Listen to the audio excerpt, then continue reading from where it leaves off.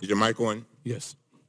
Chairman Cummings, Ranking Member Jordan, and members of the committee, thank you for inviting me here today. I have asked this committee to ensure that my family be protected from presidential threats and that the committee be sensitive to the questions pertaining to ongoing investigations. I thank you for your help and for your understanding. I am here under oath to correct the record, to answer the committee's questions truthfully, and to offer the American people what I know about President Trump. I recognize that some of you may doubt and attack me on my credibility. It is for this reason that I have incorporated into this opening statement documents that are irrefutable and demonstrate that the information you will hear is accurate and truthful. Never in a million years did I imagine, when I accepted a job in 2007 to work for Donald Trump, that he would one day run for the presidency, to launch a campaign on a platform of hate and intolerance, and actively win. I regret the day I said yes to Mr. Trump. I regret all the help and support I gave him along the way. I am ashamed of my own failings and publicly accepted responsibility for them by pleading guilty in the Southern District of New York. I am ashamed of my weakness and my misplaced loyalty, of the things I did for Mr. Trump in an effort to protect and promote him. I am ashamed that I chose to take part in concealing Mr. Trump's illicit acts rather than listening to my own conscience. I am ashamed because I know what Mr. Trump is. He is a racist, he is a con man, and he is a cheat.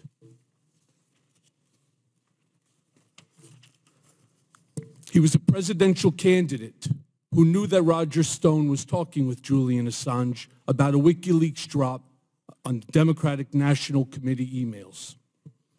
And I will explain each in a few moments.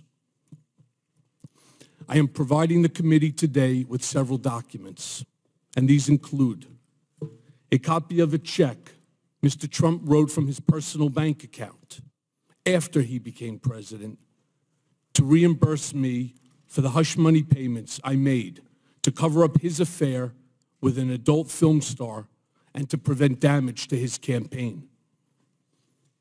Copies of financial statements from 2011, 2012, and 2013 that he gave to such institutions such as Deutsche Bank.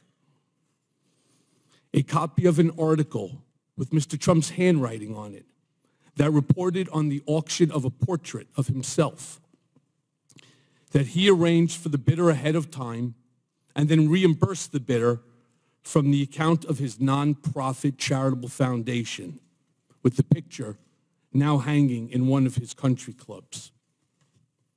And copies of letters I wrote at Mr. Trump's direction that threatened his high school, colleges, and the college board not to release his grades or SAT scores.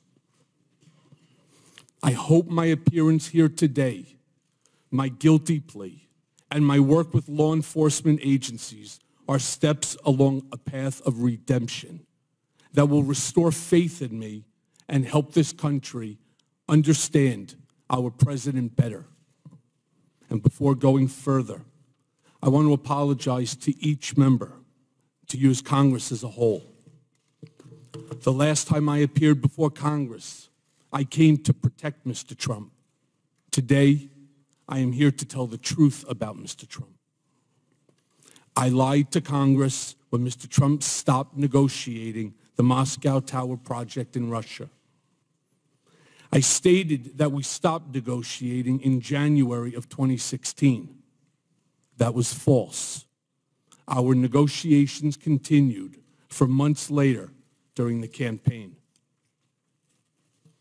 Mr. Trump did not directly tell me to lie to Congress. That's not how he operates. In conversations we had during the campaign, At the same time, I was actively negotiating in Russia for him. He would look me in the eye and tell me there's no Russian business, and then go on to lie to the American people by saying the same thing. In his way, he was telling me to lie. There were at least a half a dozen times between the Iowa caucus in January of 2016 and the end of June when he would ask me, "How's it going in Russia?" referring to the Moscow Tower project. You need to know that Mr. Trump's personal lawyers reviewed and edited my statement to Congress about the timing of the Moscow Tower negotiations before I gave it. So to be clear, Mr. Trump knew of and directed the Trump-Moscow negotiations throughout the campaign and lied about it. He lied about it because he never expected to win. He also lied about it because he stood to make hundreds of millions of dollars on the Moscow real estate project. And so I lied about it too, because Mr. Trump had made clear to me through his personal statements to me that we both knew to be false, and through his lies to the country that he wanted me to lie. And he made it clear to me because his personal attorneys reviewed my statement before I gave it to Congress. Over the past 2 years, I have been smeared as a rat by the President of the United States. The truth is much different. And let me take a brief moment to introduce myself. My name is Michael Dean Cohen, and I am a blessed husband of 24 years and a father to an incredible daughter and son. When I married my wife, I promised her that I would love her, I would cherish her, and I would protect her. As my father said countless times throughout my childhood, you, my wife, and you, my children, are the air that I breathe. So to my Laura, and to my Sammy, and to my Jake, there's nothing I wouldn't do to protect you. I have always tried to live a life of loyalty, friendship, generosity, and compassion. It's qualities my parents ingrained in my siblings and me since childhood. My father survived the Holocaust, thanks to the compassion and selfless acts of others. He was helped by many who put themselves in harm's way to do what they knew was right. And that is why my first instinct has always been to help those in need. And Mom and Dad, I am sorry I let you down. As the many people that know me best would say, I am the person that they call at 3 a.m. if they needed help. And I proudly remember being the emergency contact for many of my children's friends when they were growing up, because their parents knew that I would drop everything and care for them as if they were my own. Yet last fall, I pled guilty in federal court to felonies for the benefit of, at the direction of, and in coordination with individual number one. And for the record, individual number one is President Donald J. Trump.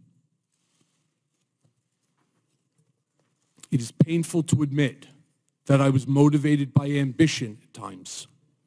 It is even more painful to admit that many times I ignored my conscience and acted loyal to a man when I should not have.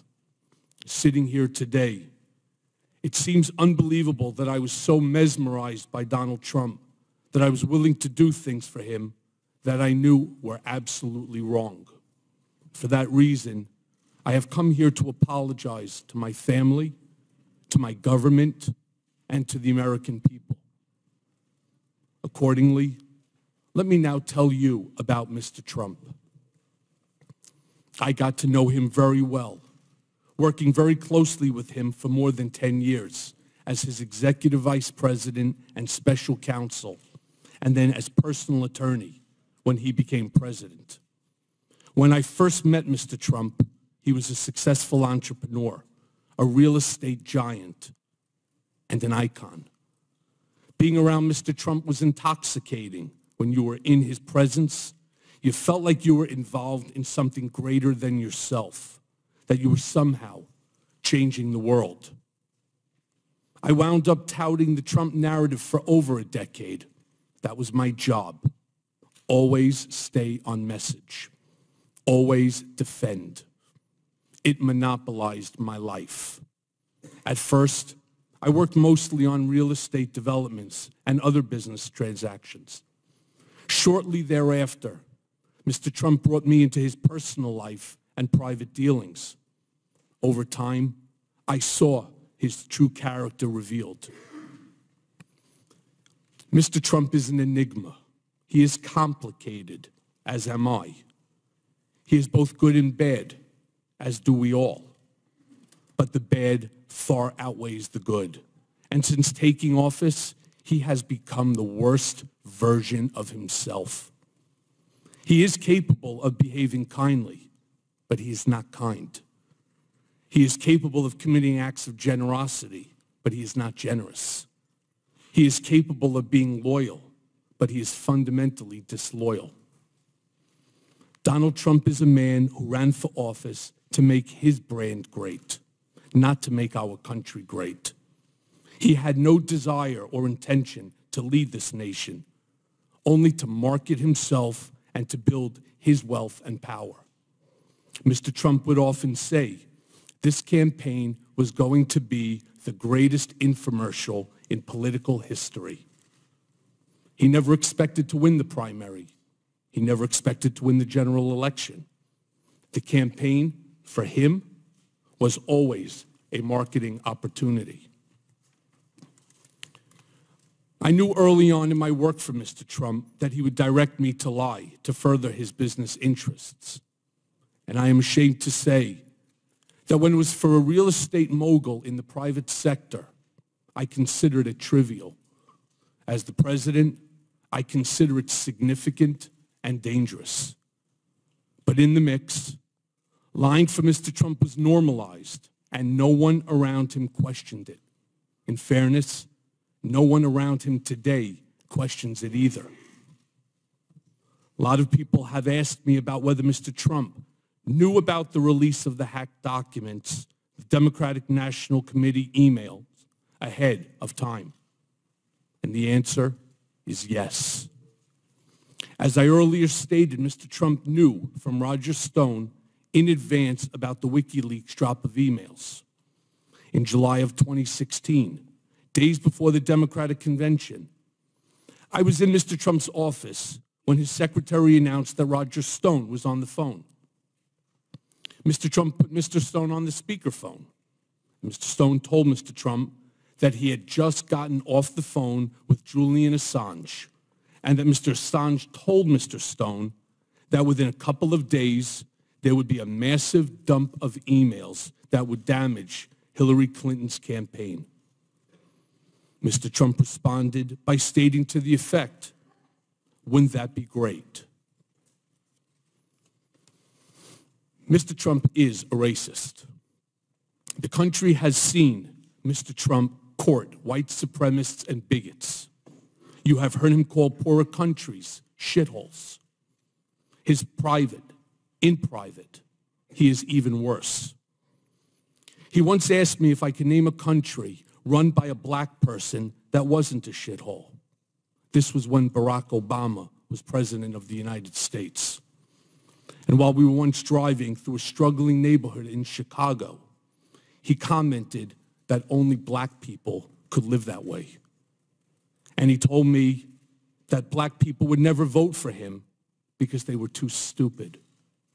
And yet, I continued to work for him.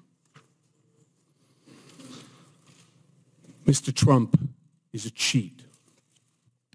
As previously stated, I am giving to the committee today 3 years of Mr. Trump's personal financial statements from 2011, 2012, and 2013, which he gave to Deutsche Bank to inquire about a loan to buy the Buffalo Bills and to Forbes. These are Exhibits 1A, 1B, and 1C to my testimony. It was my experience that Mr. Trump inflated his total assets when it served his purposes, such as trying to be listed amongst the wealthiest people in Forbes, and deflated his assets to reduce his real estate taxes. I'm sharing with you two newspaper articles, side by side, that are examples of Mr. Trump inflating and deflating his assets, as I said, to suit his financial interests. These are Exhibit 2 to my testimony. As I noted, I'm giving the committee today an article he wrote on and sent to me that reported on an auction of a portrait of Mr. Trump. This is Exhibit 3A to my testimony. Mr. Trump directed me to find a straw bidder to purchase a portrait of him that was being auctioned off at an Art Hamptons event. The objective was to ensure that this portrait, which was going to be auctioned last, would go for the highest price of any portrait that afternoon. The portrait was purchased by the fake bidder for $60,000. Mr. Trump directed the Trump Foundation, which is supposed to be a charitable organization, to repay the fake bidder, despite keeping the art for himself. And please see Exhibit 3B to my testimony.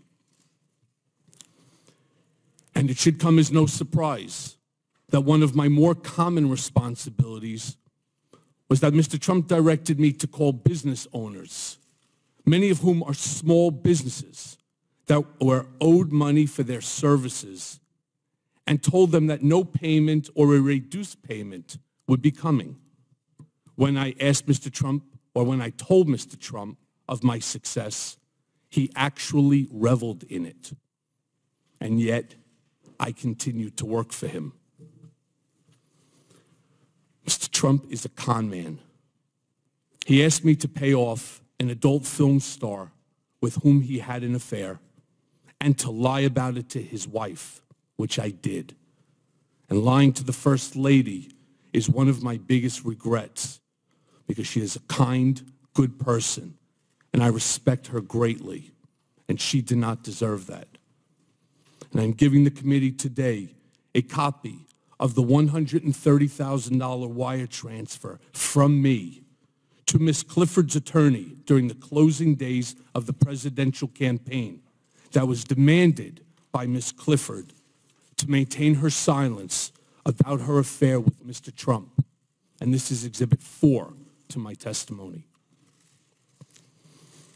Mr. Trump directed me to use my own personal funds from a home equity line of credit to avoid any money being traced back to him that could negatively impact his campaign. And I did that too, without bothering to consider whether that was improper, much less whether it was the right thing to do or how would it impact me, my family, or the public. And I am going to jail in part because of my decision to help Mr. Trump hide that payment from the American people before they voted a few days later. As Exhibit 5A to my testimony shows, I am providing a copy of a $35,000 check that President Trump personally signed from his personal bank account on August 1st of 2017, when he was President of the United States, pursuant to the cover-up, which was the basis of my guilty plea, to reimburse me, the word used by Mr. Trump's TV lawyer, for the illegal hush money I paid on his behalf. This $35,000 check was one of 11 check installments that was paid throughout the year while he was president. Other checks to reimburse me for the hush money payments were signed by Donald Trump Jr. and Alan Weisselberg. And see for that example 5B.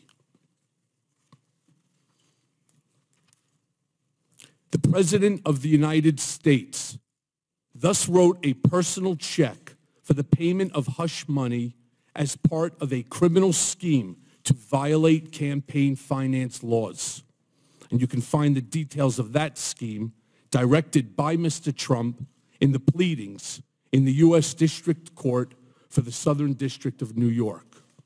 So picture this scene. In February of 2017, 1 month into his presidency, I'm visiting President Trump in the Oval Office for the first time, and it's truly awe-inspiring. He's showing me all around and pointing to different paintings, and he says to me something to the effect of, "Don't worry, Michael, your January and February reimbursement checks are coming." They were FedExed from New York, and it takes a while for that to get through the White House system. As he promised, I received the first check for the reimbursement of $70,000 not long thereafter. When I say con man, I'm talking about a man who declares himself brilliant, but directed me to threaten his high school, his colleges, and the college board to never release his grades or SAT scores. As I mentioned, I'm giving the committee today copies of a letter I sent at Mr. Trump's direction threatening these schools with civil and criminal actions if Mr. Trump's grades or SAT scores were ever disclosed without his permission. And these are under Exhibit 6. The irony wasn't lost on me at the time that Mr. Trump, in 2011, had strongly criticized President Obama for not releasing his grades. As you can see in Exhibit 7, Mr. Trump declared, "Let him show his records," after calling President Obama a terrible student. The sad fact is that I never heard Mr. Trump say anything in private that led me to believe he loved our nation or wanted to make it better. In fact, he did the opposite. When telling me in 2008 or 2009 that he was cutting employees' salaries in half, including mine, he showed me what he claimed was a $10 million IRS tax refund. And he said that he could not believe how stupid the government was for giving someone like him that much money back. During the campaign, Mr. Trump said that he did not consider Vietnam veteran and prisoner of war Senator John McCain to be a hero because he likes people who weren't captured. At the same time, Mr. Trump tasked me to handle the negative press surrounding his medical deferment from the Vietnam draft. Mr. Trump claimed it was because of a bone spur, but when I asked for medical records, he gave me none and said that there was no surgery. He told me not to answer the specific questions by reporters, but rather offer simply the fact that he received a medical deferment. He finished the conversation with the following comment: "You think I'm stupid? I'm not going to Vietnam." And I find it ironic, Mr. President, that you are in Vietnam right now. And yet, I continue to work for him. Questions have been raised about whether I know of direct evidence that Mr. Trump or his campaign colluded with Russia. I do not. And I want to be clear, but I have my suspicions. Sometime in the summer of 2017, I read all over the media that there had been a meeting in Trump Tower in June of 2016 involving Don Jr. and others from the campaign with Russians, including a representative of the Russian government, and an email setting up the meeting with the subject line, "Dirt on Hillary Clinton." And something clicked in my mind. I remembered being in a room with Mr. Trump, probably in early June of 2016, when something peculiar happened. Don Trump Jr. came into the room and walked behind his father's desk, which in and of itself was unusual. People didn't just walk behind Mr. Trump's desk to talk to him. And I recall Don Jr. leaning over to his father and speaking in a low voice, which I could clearly hear, and saying, "The meeting is all set. And I remember Mr. Trump saying, "Okay, good, let me know." What struck me as I looked back and thought about the exchange between Don Jr. and his father was, first, that Mr. Trump had frequently told me and others that his son Don Jr. had the worst judgment of anyone in the world, and also that Don Jr. would never set up any meeting of significance alone, and certainly not without checking with his father. I also knew that nothing went on in Trump world, especially the campaign, without Mr. Trump's knowledge and approval. So I concluded that Don Jr. was referring to that June 2016 Trump Tower meeting about dirt on Hillary with the Russian representatives when he walked behind his dad's desk that day, and that Mr. Trump knew that was the meeting Don Jr. was talking about when he said, "That's good, let me know." Over the past year or so, I have done some real soul searching, and I see now that my ambition and the intoxication of Trump power had much to do with the bad decisions, in part, that I made. And to you, Chairman Cummings and Ranking Member Jordan, and the other members of this committee, and the members of the House and Senate, I am sorry for my lies and for lying to Congress.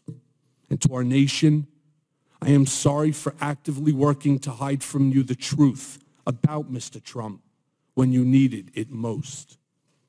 For those who question my motives for being here today, I understand. I have lied, but I am not a liar. And I have done bad things, but I am not a bad man. I have fixed things, but I am no longer your fixer, Mr. Trump. And I am going to prison and have shattered the safety and security that I tried so hard to provide for my family. My testimony certainly does not diminish the pain that I have caused my family and my friends. Nothing can do that. And I have never asked for, nor would I accept, a pardon from President Trump. And by coming today, I have caused my family to be the target of personal, scurrilous attacks by the president and his lawyer, trying to intimidate me from appearing before this panel. Mr. Trump called me a rat for choosing to tell the truth, much like a mobster would do when one of his men decides to cooperate with the government. And as Exhibit 8 shows, I have provided the committee with copies of tweets that Mr. Trump posted, attacking me and my family. And only someone burying his head in the sand would not recognize them for what they are. It's encouragement to someone to do harm to me and my family.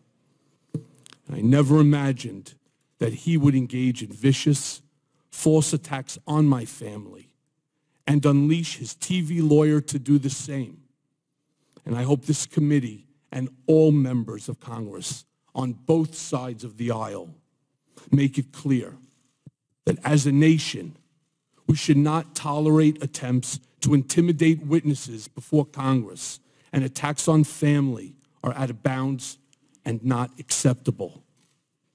And I wish to especially thank Speaker Pelosi for her statements, and it's Exhibit 9, to protect this institution and me, and the chairman of the House Permanent Select Committee on Intelligence, Adam Schiff, and you, Chairman Cummings, for likewise defending the institution and my family against the attacks by Mr. Trump, and also the many Republicans who have admonished the president as well.